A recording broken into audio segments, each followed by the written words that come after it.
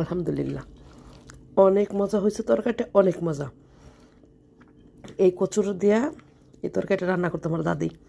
আর দাদি বড় ইলিশ মাছ, বড় রুই মাছ হলে একটু মাছের পাশে শাক পাতা দিয়ে রান্না করতো। এত মজা লাগতো খেতে। এখন আমিও মাঝে মাঝে একটু রান্না করি। একদম মনে হয় যেন সেই ছোটোবেলায় দাদু যেমন ভাত খাওয়াই দিত, ওরকম লাগতেছে। এত মজা, আলহামদুলিল্লাহ আলহামদুলিল্লাহ। জানেন, জীবনে না বেশি কিছু লাগে না। দেখেন তো, ছোট্ট একটা কচুর মাছ, একটু মাছ দিয়ে রান্না করলাম, কত মজা করে ভাত খাইতেছি।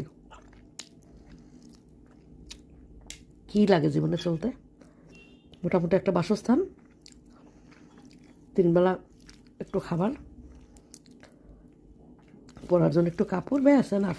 আর লাইফে কিচ্ছু লাগে না।